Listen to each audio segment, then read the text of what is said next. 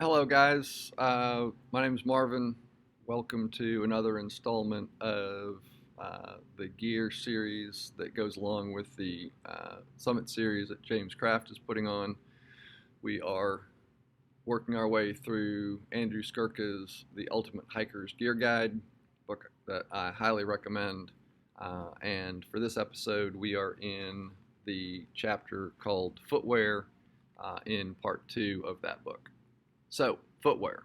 Right? Footwear consists of typically socks, some sort of a shoe or boot, and potentially some sort of a gaiter to keep water and or dirt and other things out of whatever your footwear is.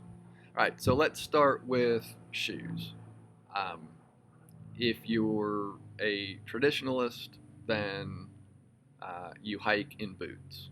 Um, Certainly, 40 years ago when I got into backpacking, um, we all wore, um, split leather uh, hiking boots that came up past our ankles and weighed, 17 pounds and were theoretically waterproof, but actually, of course, weren't even slightly.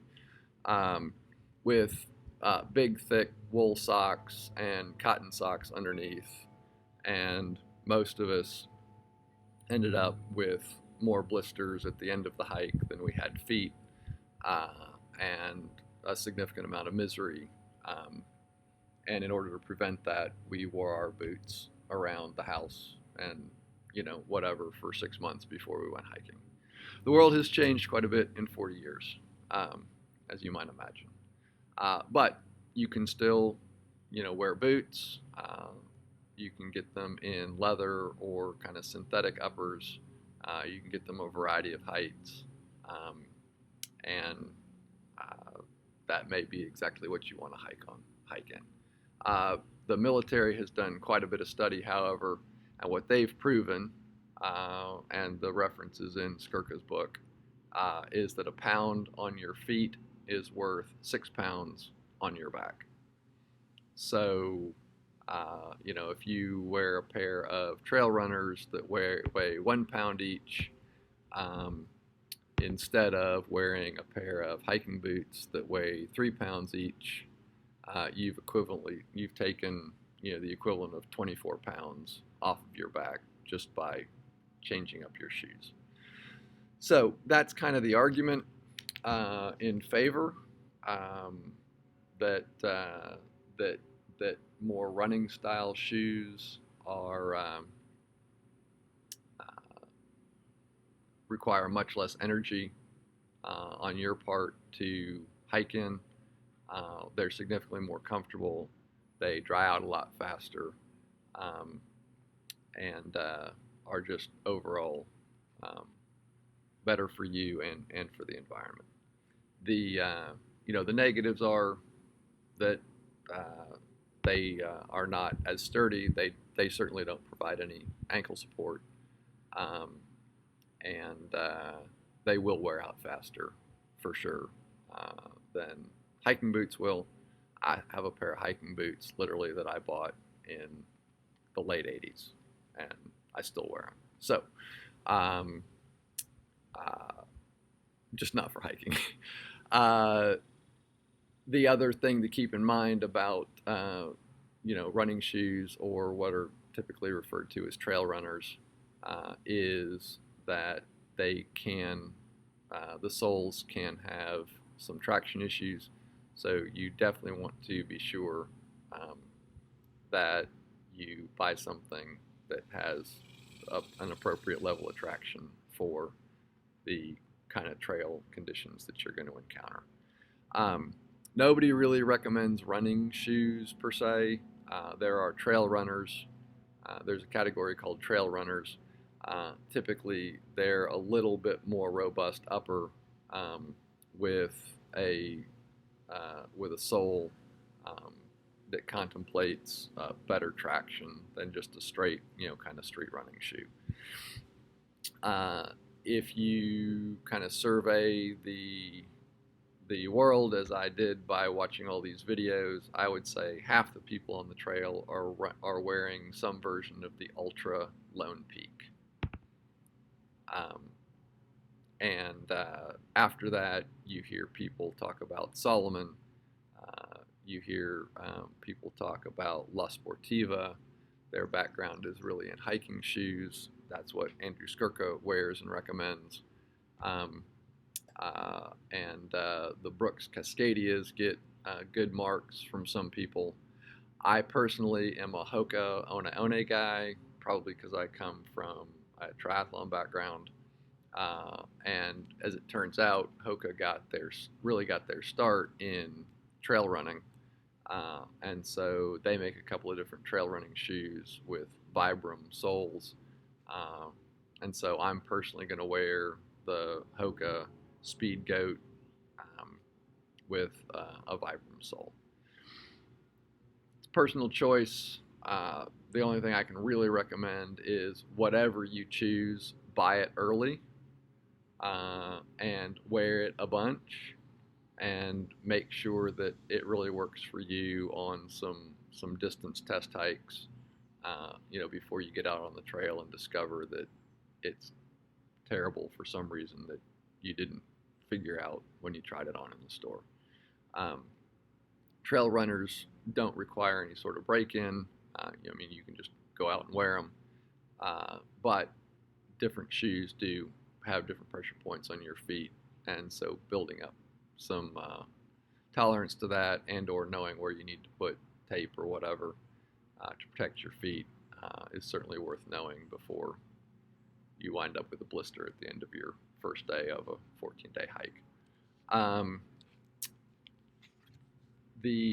In terms of socks, again, socks are a little bit like the clothing. You can get synthetic, you can get natural, which is primarily merino wool.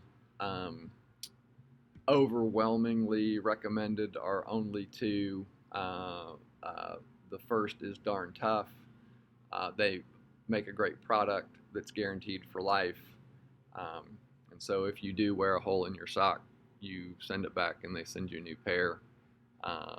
They make everything from the no-show socks to crew-length socks. That's personal choice. They make a merino wool, and they also make a synthetic. And I would say 75% of the people that I watched were wearing Darn Tough. The other manufacturer that gets recommended, probably the other 20 or the other 25% of the time, is Defeat. And that, as it turns out, is what Andrew recommends. I can't really tell a difference between the two. They both seem to be fantastic products. I'm personally wearing Darn Toughs, but I think any of the above would be fine. Don't come out in your just cotton socks, though. You will definitely be sorry. A lot of questions about backup shoes, camp shoes, water crossing shoes, etc., etc. If you feel like the extra weight's going to be worth it to you, then by all means, if you're trying to stay light, then you can either cross rivers barefoot, or just in your socks, or if you're wearing trail runners, they're going to dry out pretty quick. Just as you start hiking on the trail, you can take your socks off. There's a lot of different ways to skin that cat.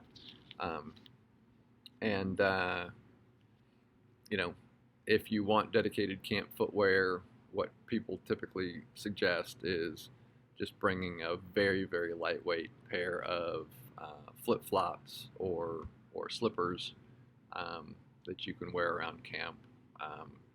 Sort of the style that people get if they have a pedicure or something like that. Anything more is weight that you don't need, but if it's a luxury item for you, rock on.